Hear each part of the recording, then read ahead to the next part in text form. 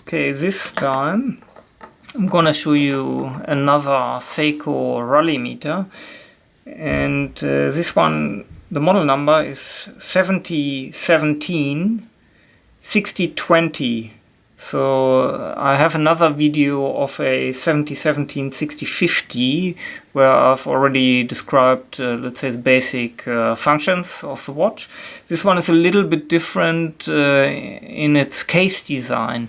The case on this one is almost a bit like a turtle shape, a little bit fatter.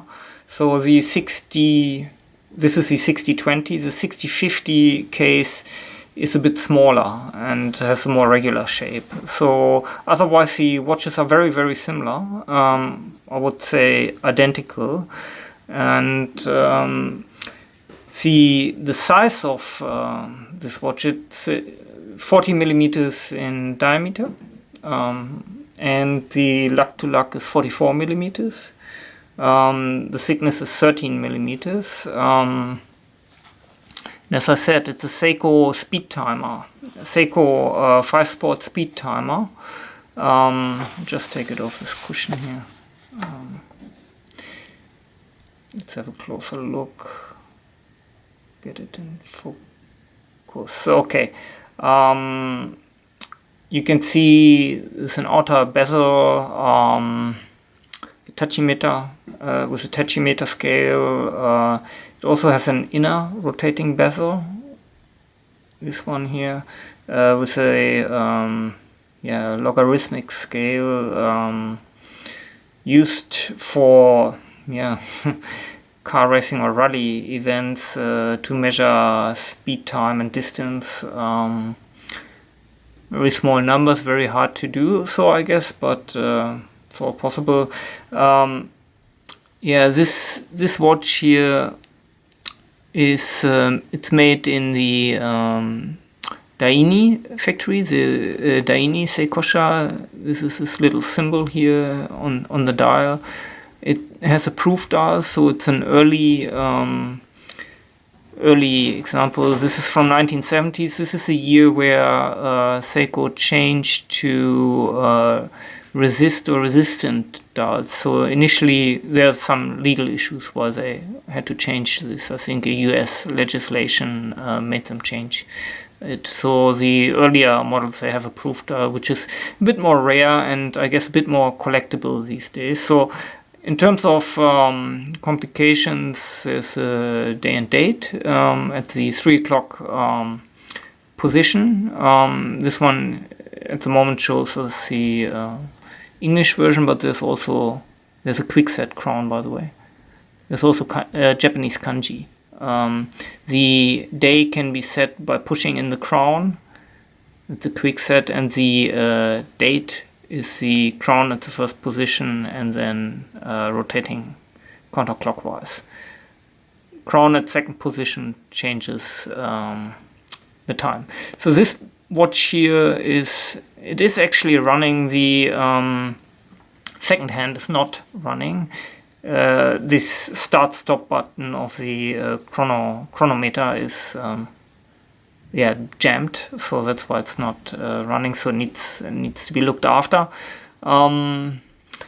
What I really like about this watch is the condition of the case, especially.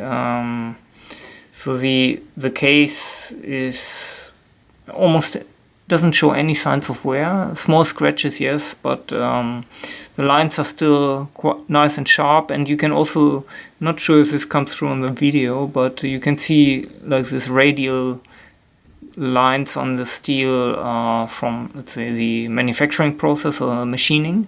So that's all in really good condition. Let's say the paint on the bezel here is also in very good condition.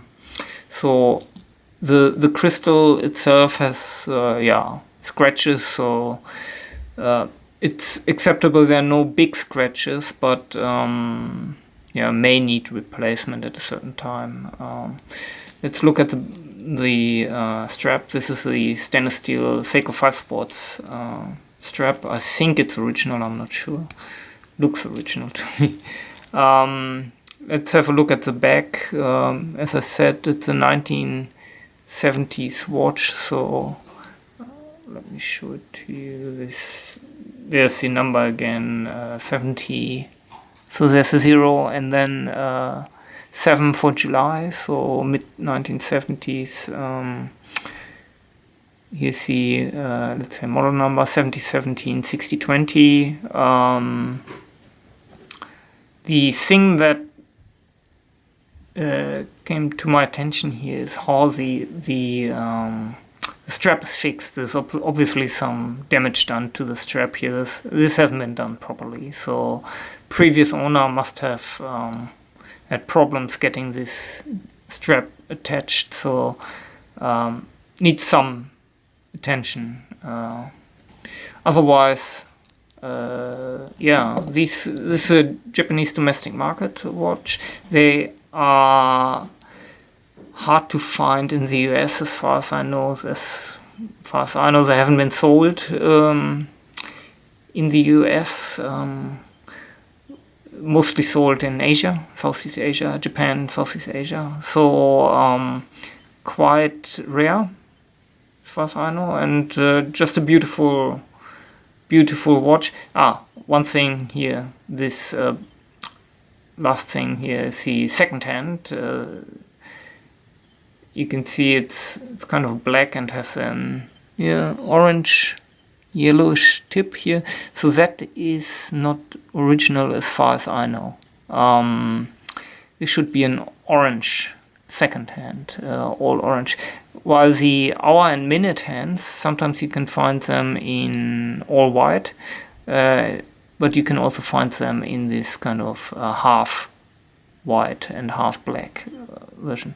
I find this quite hard to read, and because of the black dial with the black hands, so it's not so easy to read, but it's a beautiful watch nevertheless. So I hope you enjoyed today's video. Check out the video of the 7017 6050 that I have on my channel. I do explain a bit more in detail about the functions of the watch as a Rally-Meter, and a little bit more background about, let's say, Japanese nickname of the watch is Minashi Rally, which means as much as eyeless rally. So because it's a chronometer but doesn't have a subdial, so they called it eyeless for the missing subdial. Anyway, hope you enjoyed it, and check out my other videos. Thank you very much.